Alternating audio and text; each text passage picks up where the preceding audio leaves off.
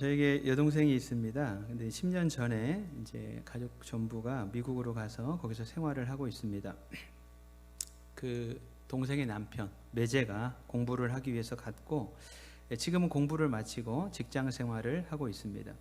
근데 통화를 하다 보면 외국 생활을 하는 것이 많은 어려움이 있는 것 같아요. 근데 그 가운데서도 많이 힘들었던 것이, 거기에서 거주한 지 시간이 많이 흘렀음에도 불구하고 영주권이 나오지 않는 그런 문제였습니다.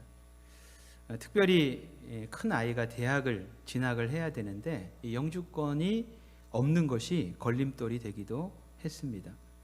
다행히 몇 달 전에 영주권이 나왔다는 연락을 받았습니다.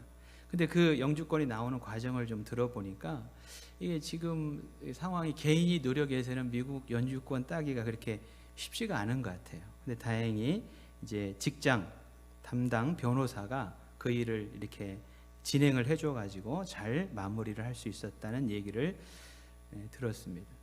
그러니까 미국의 영주권을 따는 것도 참 쉽지가 않다는 것을 그때 제가 알게 됐는데요. 그러면서 과거에 미국 시민권을 얻기 위해서 많은 사람들이 원정 출산을 한다든지 하는, 그렇게 해서 그게 문제가 되는구나, 그런 생각을 했습니다. 지금은 우리나라 국적을 얻기 위해서 또 많은 분들이 시험을 치르기도 합니다. 이렇게 보면 한 나라의 영주권 또 시민권을 얻는 것이 쉽지 않은데, 오늘 본문 말씀은 이렇게 이 얘기를 해요. 20절에 보니까 우리의 시민권은 어디에 있다 그래요? 하늘에 있는지라, 이렇게 말씀을 합니다. 우리는, 성도는 하늘 시민권을 얻은 사람이라는 것이죠. 여러분, 이 세상 나라의 시민권하고 하늘의 시민권하고 비교할 수 있을까요? 없을까요? 비교할 수 없습니다. 근데 그 비교할 수 없는 하늘 시민권을 가지고 있는 사람들이 우리들이다. 성경은 그렇게 말씀을 합니다. 그러면 우리가 이 하늘 시민권을 어떻게 얻어서 누리고 있는 것인가? 에베소서 2장 4절부터 6절이 그거를 우리에게 이야기를 해주는데요. 우리 바로 앞에 있으니까 한번 찾아볼까요? 에베소 4장 2절부터 6절 말씀.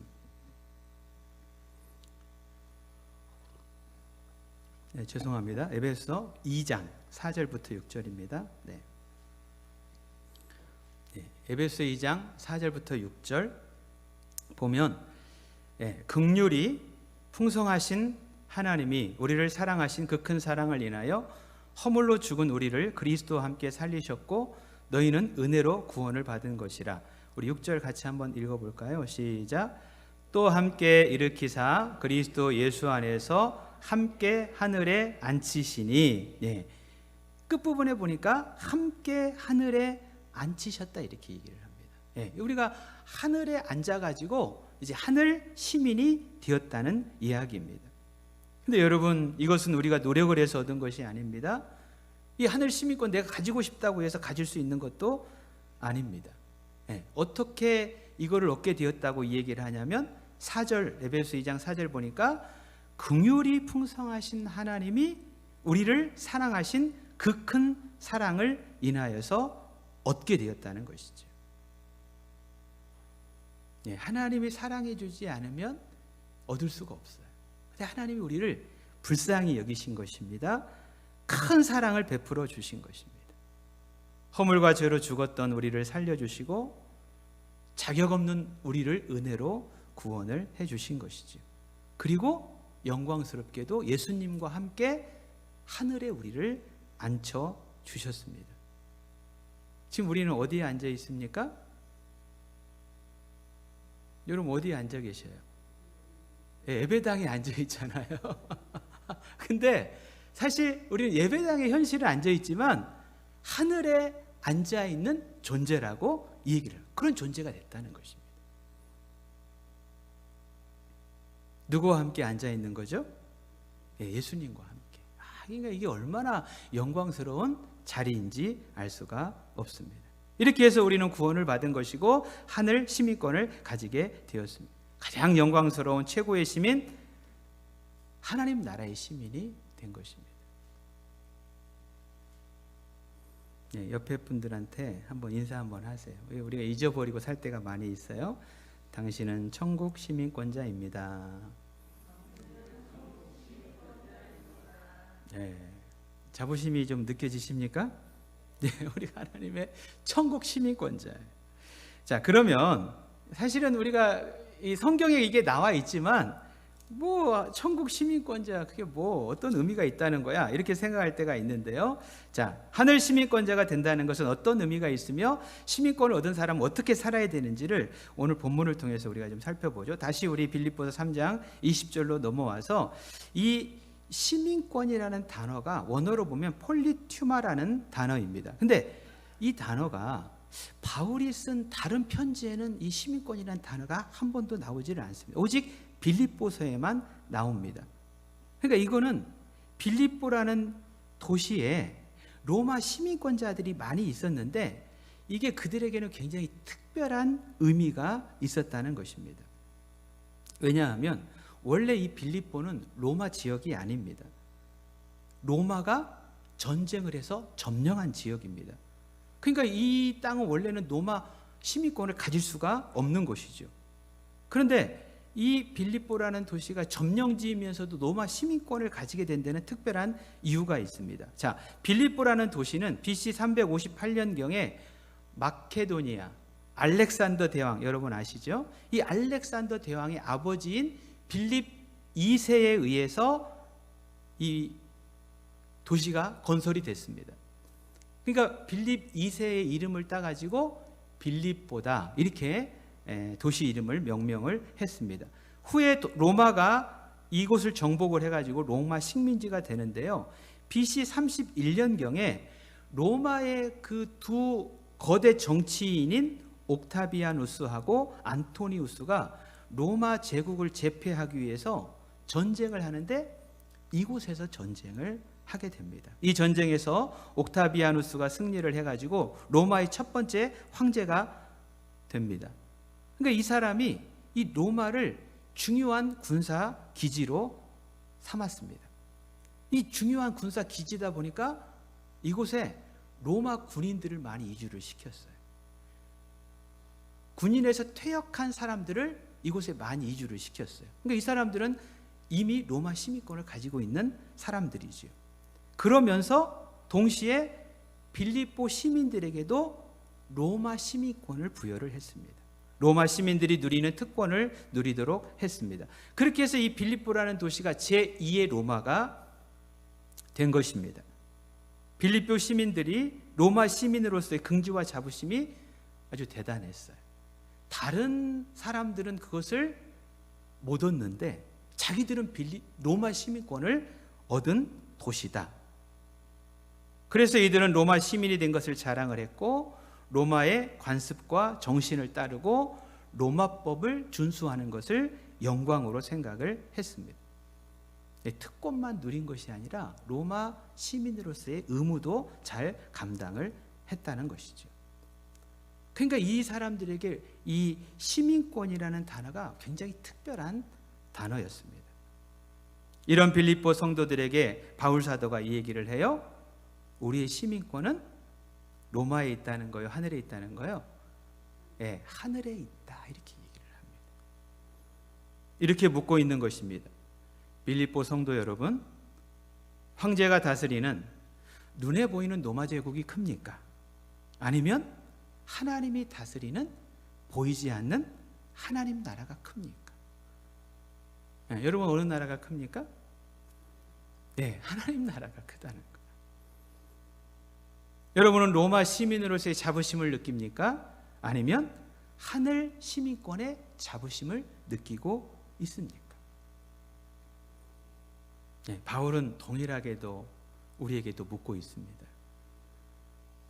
우리는 하늘 시민권자의 자부심과 영광을 누리고 있습니까? 아니면 그런 자부심이 없이 그냥 세상에 속해서 살아가고 있습니까? 참 이런 말씀을 우리가 대할 때마다 저는 요한계시록 4장을 늘 생각하게 됩니다. 제가 몇 번 또 말씀드렸던 적이 있는데요. 우리 요한계시록 4장을 또 한번 찾아볼까요? 네.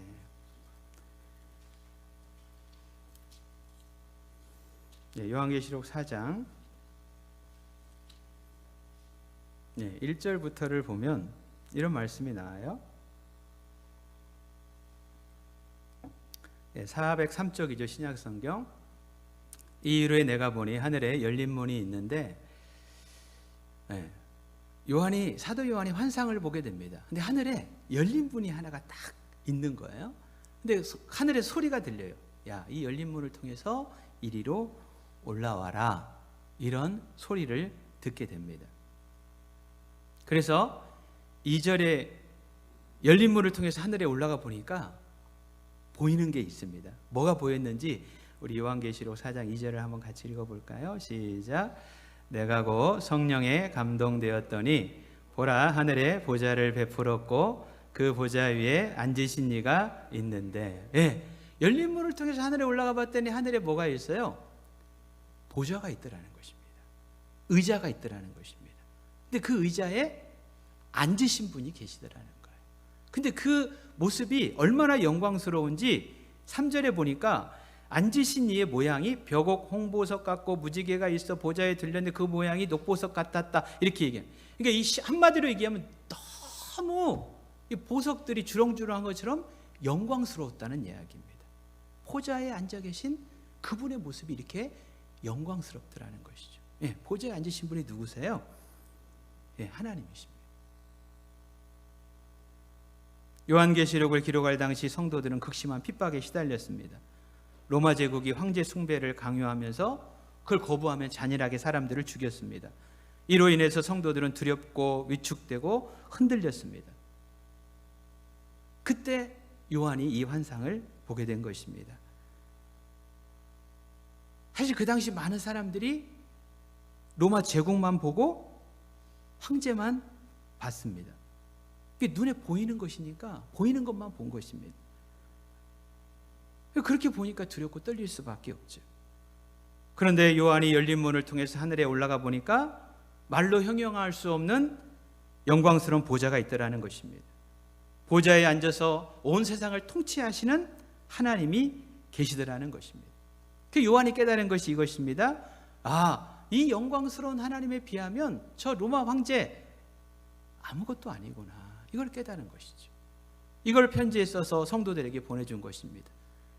로마 황제 때문에 우리가 위기에 처해 있지만 진정으로 온 세상을 통치하시는 분은 위대하시고 영광스러운 하나님이시다. 그 하나님에 비하면 로마 황제는 아무것도 아니다. 마찬가지로 우리 성도는 로마 시민권과는 비교가 안 되는 하나님의 통치를 받는 하늘 시민권을 가진 존재라고 하는 것입니다. 하나님은 이런 성도들을 책임지시고 반드시 승리케 하시는 분이십니다. 자, 그러면 여러분, 우리가 이런 생각을 하게 돼요. 이 요한이나 사도 바울이 이렇게 시민권, 하나님 나라 백성, 이거를 계속 강조하고 있는 이유는 무엇일까? 이거를 한번 우리는 생각해 봐야 할 것입니다. 바울이 오늘 본문에서 시민권을 강조하는 이유는 이것입니다. 우리가 삶을 살아가면서 이거를 놓치면 땅의 관점으로만 살게 된다는 것입니다. 열린 문을 통해서 하늘에 올라가서 보좌에 계신 하나님을 보지 못하면 보이는 것만 보고 땅의 관점으로 살고 그것 때문에 두려움 가운데 살아갈 수밖에 없다는 것이죠. 요한이나 바울이나 우리가 신앙의 삶을 살아가면서 땅의 관점으로만 살지 말고 하늘의 관점으로 살아라. 그래서 이것을 시민권 이야기를 하고 있는 것이죠. 여러분, 이것은 굉장히 중요한 문제입니다.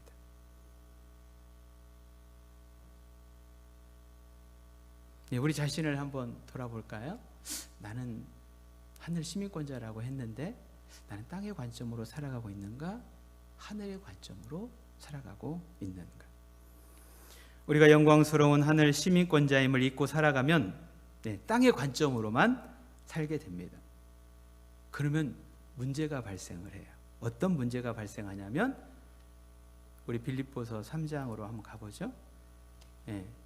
이 오늘 본문 바로 앞에 있는 문제예요. 지난 시간에 우리가 살펴봤던 빌립보서 3장 18절, 19절의 문제가 발생을 하게 됩니다. 빌립보 교회 안에 어떤 문제가 있었습니까? 십자가의 원수로 행하는 사람들이 있었다고 얘기를 합니다. 근데 이 사람들은 교회 안에 있으면서도 배를 채우는 거예요. 욕망을 채우는 거예요. 이게 자기의 신으로 삼는 사람들입니다. 그리고 19절 끝에 보면 땅의 일만 생각한다는 것이죠. 그러니까 더 중요하고 가치 있는 삶을 놓치게 되는 것입니다. 결국 부끄러움이요 멸망으로 마치게 된다고 바울은 지적을 하고 있어요. 그래서 바울이 그런 상황 속에서 20절 말씀을 하는 거예요. 이런 사람들이 이렇게 있는데 그러나 우리의 시민권은 하늘에 있는지라 이렇게 말씀을 합니다. 우리는 하늘 시민권자, 이런 사람들과 다른 하늘 시민권자이니까 다른 삶을 살아야 된다는 거예요. 그래서 성도는 그러나의 삶을 살아야 한다. 이렇게 바울이 강조를 하고 있습니다. 여러분, 믿지 않는 사람들은 어떤 관점으로 살아갈까요? 당연히 땅의 관점으로 살아가요. 왜 땅의 관점으로 살아가냐면 하늘 관점을 알 수가 없으니까 땅의 관점으로 살아가는 거죠. 그래서 하나님의 뜻보다는 내 뜻, 내 욕망을 따라 살아가는 것입니다. 그 욕망이 끝이 없습니다. 만족이 없습니다. 늘 욕망을 채우려고 지친 인생을 살아갈 수밖에 없죠. 사랑과 섬김, 낮아짐보다 질투하고 경쟁하고 과시하고 자랑하려고 합니다. 그러다 보니까 상식을 벗어나서 수단과 방법을 가리지 않고 살아가는 사람들도 있습니다. 우리 명절을 지나다 보면 사건 사고가 많이 일어나요. 어떻게 가족 안에서 저런 일들이 일어날까를 생각을 해보면 정말 상식적이지 않습니다. 근데 그런 일들이 일어나고 있다는 것입니다. 세상 사람들은 그것이 잘 사는 것이라고 생각을 합니다. 땅의 관점으로 살아가기 때문입니다. 빌립보 교회 안의 문제가 그런 것입니다. 로마 시민권과는 비교할 수 없는 하늘 시민권을 가진 존재로서 다른 삶을 성도들이 살아야 되는데 자신의 정체성, 자부심을 알지 못하니까 지난주에 말씀드린 것처럼 겉은 신앙인데 속은 세상의 모습이 된 것이지요. 그러니까 빌립보 교회 안에는 교회는 교회인데 사실은 그들의 삶의 관점은 하늘의 관점이 아니고 땅의 관점으로 살았다는 이야기입니다. 그러니까 바울이 보기에 너무 안타까운 거죠. 그래서 바울은 이 말씀을 통해서 하늘 시민권자의 정체성과 자부심을 회복하고 그에 합당한 삶을 살아가기를 권면을 하고 있습니다. 여러분, 그런 삶을 우리가 살아야 되는데요. 그러기 위해서 가장 중요한 것이 있습니다. 이게 뭐냐면 말씀의 관점을 갖는 것입니다. 우리는 사실은 하늘 시민권자인데 몸은 어디에 있어요? 땅에 있습니다. 근데 이 땅이 영원하지 않습니다. 우리는 잠시 잠깐 머물다가 가야 되는 존재입니다. 근데 문제는 우리가 땅에 머물고 있다 보니까 우리가 보고 배우는 것이 무엇이냐면 땅의 관점만 보고 배운다는 것이죠. 그것이 정상이고 당연한 것처럼 우리는 살아가고 있습니다. 근데 이 문제는 뭐냐면 이 하늘의 관점이 땅의 관점하고 반대되는 것이 많이 있다는 거예요. 그러니까 그거를 배우지 않으면 우리는 알 수가 없고 행할 수가 없는 것입니다. 여러분, 빌립보 사람들이 로마 시민권을 얻고 난 다음에 로마하고 떨어져 있어요. 근데 로마 시민들은 어떻게 사는가를 보고 배우고 그들도 로마 시민처럼 살기 위해서 법과 질서를 지켰다고 하는 것입니다. 예, 성도들이 지금 그래야 된다라고 바울은 이야기를 하고 있는 것이죠. 이 땅의 삶을 살고 있지만 하늘의 관점, 말씀의 관점을 알고 그렇게 살아야 한다는 것입니다.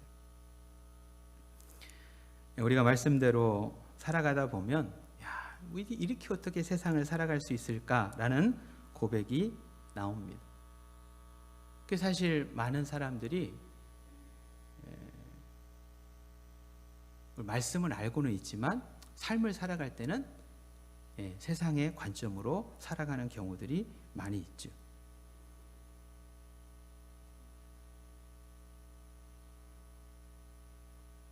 근데 우리가 시민으로 있는 하늘나라는 사실 말씀이 상식인 그런 나라입니다. 그 나라가 우리가 가야 될 목적지입니다. 특별히 하늘 시민들이 모여있는 교회는 세상과 전혀 다른 공동체, 하늘 정신, 말씀의 가치관이 지배하는 곳이 되어야 한다는 것이지요. 하나님이 사실 교회를 이 땅에 세우신 목적이 거기에 있습니다. 그래서 우리가 힘들지만 매일매일 말씀을 묵상하며 우리의 생각이나 또 가치관, 행동을 바꿔야 될 이유가 여기 있습니다. 저는 이 시대의 문제가 바로 이것이고 해결책이 여기에 있지 않나 생각을 합니다. 그러니까 말씀드린 것처럼 세상과 좀 달라야 되는데 세상과 다르지 않았던 성도와 교회가 이제 세상의 관점이 아니라 세상과 다른 하늘의 관점, 말씀의 가치관을 회복하고 세상과 다른 삶을 살아가는 것입니다. 그럴 때 회복될 수 있다고 하는 것이죠. 근데 우리가 아는 것처럼 사실 이런 삶을 살아간다는 것이 결코 쉽지가 않습니다. 이렇게 살면 바보라는 소리도 듣고 참 세상 어리석게 살아간다는 소리도 듣고 손해도 보게 됩니다. 왜냐하면 세상 가치관과 너무 다르기 때문입니다. 근데 이때 우리에게 필요한 것이 있습니다. 우리 20절 빌립보 3장 20절 중간 부분을 한번 볼까요? 거기로부터 같이 한번 읽겠습니다. 거기로부터 시작. 거기로부터 구원하는 자 곧 주 예수 그리스도를 기다리노니 이렇게 얘기를 합니다.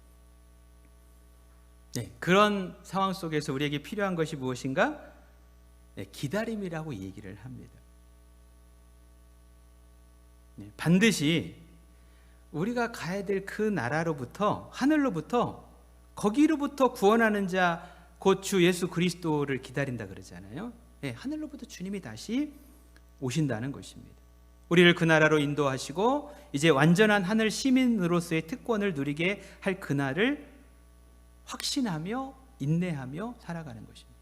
그러니까 여러분 그날이 되면 어떤 일이 일어나냐면 지금은 사실은 우리가 갈등하고 고민하는 기간입니다. 주님 오실 때까지는. 왜냐하면 세상과 하나님의 관점이 충돌하기 때문에 그래요. 이렇게 살면 안 되는데 그러면서도 우리는 세상을 따라 살아갈 때가 많이 있잖아요. 근데 또 세상에 따라 살아가면서도 말씀을 따라 살아가면서도 이렇게 살면은 진짜 내가 잘 사는 것인가 고민할 때가 있어요. 주님 다시 오실 때 어떤 삶이 옳고 그르고 어떤 삶이 가치 있고 의미 있는가가 분명하게 드러나게 된다고 하는 거예요. 그러니까 그날을 기다리면서 우리가 말씀 붙들고 살아가는 것입니다. 여러분 그날이 올까요? 안 올까요? 네. 그날은 반드시 온다는 것입니다. 우리는 주님 다시 오실 때까지 나는 그 길을 가겠습니다. 찬양하며 묵묵히 그 길을 가야 하는 것입니다. 그 주님께서 21절 보시죠. 그는 만물을 자기에게 복종하게 하실 수 있는 자의 역사로 그렇게 얘기해요. 주님은 만물을 자기에게 복종하게 하실 수 있는 능력의 주님이십니다. 근데 그 능력으로 주님께서 어떤 일을 하시냐면 21절에 보니까 21절 하반절 우리의 낮은 몸을 자기 영광의 몸의 형체와 같이 변하게 하시리라 이렇게 말씀을 합니다. 여기 낮은 몸은 지금 우리와 같은 몸이에요. 죄로 인해서 죄의 영향으로 연약하고 부패하고 질병과 죽음에 노출되어 있는 몸을 의미합니다. 예, 우리는 사실은 질병에 걸리고 죽으면 썩어질 육체입니다. 그런데 주님이 다시 오시면 우리의 이 낮은 몸이 어떤 몸으로 바뀐다고 얘기를 하죠? 예, 영광의 몸의 형체로 바뀌게 될 것이다라고 말씀을 하고 있습니다. 우리가 주님 오시면 부활을 하게 될 때인데 그때 이런 변화가 나타나는데, 여러분 이게 중요한 이유는 무엇이냐면요, 그래야 우리가 하늘 시민권자로서의 잃어버린 영광을 회복하게 된다는 것입니다. 우리가 그 영광의 몸을 입고 하나님 나라에서 영원한 삶을 살아가게 된다는 것이지. 이것이 우리 성도들에게 주어진 미래입니다. 하늘 시민권자들이 누리게 될 영광이라고 하는 것이죠. 이를 위해서 우리는 오늘을 하늘 시민으로서의 자부심을 가지고 하늘의 관점, 말씀의 관점으로 살아가는 것이 중요합니다. 말씀을 좀 마치도록 하겠습니다. 로마인 이야기라는 책에 이런 질문이 나와요. 지성으로는 그리스도인보다 못하고, 체력으로는 켈트족이나 게르만족보다 못하며, 기술력으로는 에트루아인보다 못하고, 경제력에서는 카르타고인보다 못한 로마인들이 지중해와 전 세계를 지배할 수 있었던 이유는 무엇이었을까? 네, 이 주변의 여러 나라들보다 하나씩 따져보면 로마인들이 잘하지 못한다는 것입니다. 근데 그런 로마인들이 이 세상을 지배했던 이유는 무엇일까? 거기 답을 얘기합니다. 그들의 높은 시민 의식 때문이었다, 이렇게 얘기합니다. 그들은 로마인이라는 긍지와 자부심으로 법과 제도 앞에서 철저히 헌신했다는 것입니다. 이로 말미암아 모든 어려움을 이겨내고 세계를 다스릴 수 있었다는 것이죠. 이게 우리 이 시대를 살아가는 성도들에게 시사하는 바가 있습니다. 우리 그리스도인들 역시 보면 세상에 비해서 얼마나 부족한지 알 수 없습니다.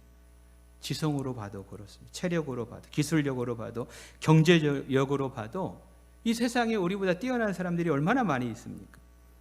근데 이런 시대 속에서 우리 그리스도인들이 승리할 수 있는 길이 무엇인가? 예, 여러분, 세상을 따라가고 세상을 닮아가는 것이 아니라는 것입니다. 우리가 하늘 시민권자라고 하는 긍지와 자부심을 가지고 말씀에 순종하며 살아가는 그 삶을 통해서 우리는 승리할 수 있다. 이 사실을 우리 늘봄 성도들이 꼭 기억하면서, 그렇게 사실 살아가기 힘든 세상이지만 하늘 시민이다. 우리 같이 한번 해보죠. 나는 하늘 시민권자다. 말씀의 관점으로 살아가겠습니다. 그때 하나님께서 우리에게 진정한 승리를 주실 줄로 믿습니다.